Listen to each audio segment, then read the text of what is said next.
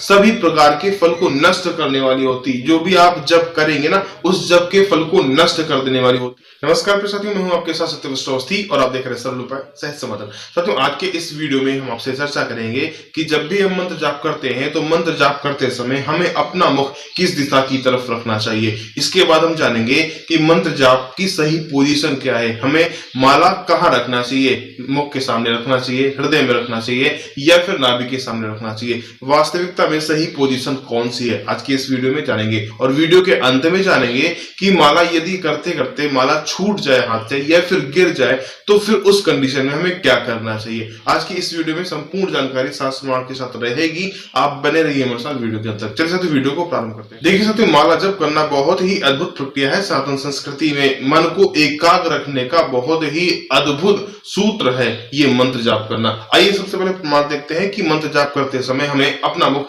किस दिशा की तरफ रखना चाहिए। आइए सबसे पहले प्रमाण देखते हैं। साथियों, इसमें बताया गया है जपन्नासीत सावित्री प्रत्यगातारभूदयात् संध्या प्राक प्रातरेवं हि तिष्ठेदा सूर्य दर्शनात्।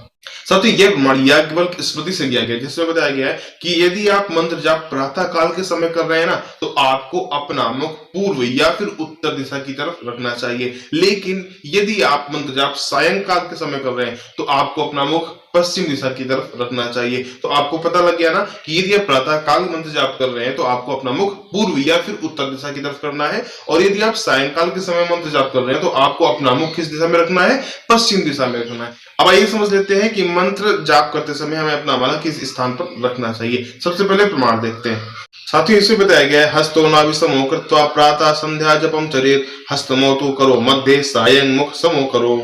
साथियों, इसमें बताया गया हस्तो नाभि समो कृत्वा प्रातः संध्या जपम चरेत, यानी कि आप प्रातः काल यदि जप कर रहे हैं तो आपको अपनी माला नाभि समो कृत्वा नाभि के सामने रखनी चाहिए। यानी कि अपनी माला नाभि के सामने रखनी चाहिए कब, जब आप प्रातः काल में जप कर रहे हैं। तो यदि आप दिन में जप कर रहे हैं तो फिर आपको अपनी माला हृदय के पास रखनी चाहिए, और यदि आप सायंकाल के समय में मंत्र जाप कर रहे हैं तो आपको अपनी माला को अपने मुख के सामने करके मंत्र जाप करना चाहिए। बात समझ आ गई ना। यदि आप प्रातः काल मंत्र जाप कर रहे हैं तो आपको अपनी माला को नाभि के सामने रखना है, यदि आप दिन में कर रहे हैं तो हृदय में रखना है, और यदि आप सायंकाल कर रहे हैं तो आपको अपनी माला को अपने मुख के सामने करके मंत्र जाप करना चाहिए। साथियों, मंत्र जाप में 3 उंगलियों का बहुत ही महत्व है। एक अंगूठा, एक मध्यमा और एक अनामिका। इन 3 उंगलियों का बहुत ही महत्व है। बताया गया अनामिका शांति प्रोक्ता, अनामिका उंगली जो है वो शांति प्रदान करने वाली होती है, और जो अंगूठा है वो मोक्ष प्रदान करने वाला होता है, और जो मध्यमा उंगली है ना ये धन प्रदान करने वाली होती है। लेकिन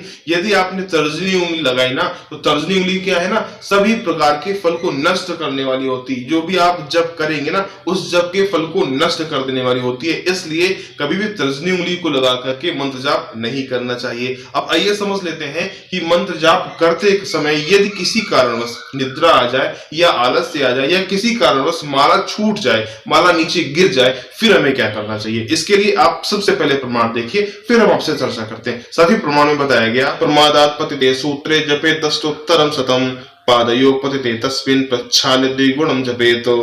साथ ही इसमें बताया गया प्रक्षाल्य द्विगुणम जपेत, यानी कि यदि माला करते समय माला करते करते आपकी माला गिर जाए तो फिर आपको क्या करना है, प्रक्षाल्य द्विगुणम जपेत, यानी कि सबसे पहले आपको माला को प्रक्षाल्य कर लेना है, और फिर उसके बाद में एक माला पूरी करनी है 108 बार, और फिर उसके बाद में फिर एक माला करनी है, तब जाकर के फिर आप अपना दूसरा जाप शुरू करेंगे। मतलब एक माला प्रायश्चित के लिए करेंगे, बताया गया ना द्विगुणम जपेत, आपको दोगुनी करनी है। मतलब एक माला गिर गई तो उसके प्रायश्चित के लिए करनी है, और फिर जो गिर गई है उसको करनी है, और फिर उसके बाद में आपको मंत्र जाप को प्रारंभ करना है, यानी कि मंत्र जाप आगे बढ़ाना है, दोगुना आपको मंत्र जाप करना है। तो ये कुछ चर्चा थी आज के इस वीडियो की जो हमने आपके साथ साझा की। आशा करते हैं ये वीडियो आपको संपूर्ण रूप से समझ आ गई होगी। यदि आ गई तो वीडियो को लाइक कर दीजिए, चैनल को सब्सक्राइब करना मत भूलिएगा। मिलते हैं अगले वीडियो में, तब तक के लिए नमस्कार।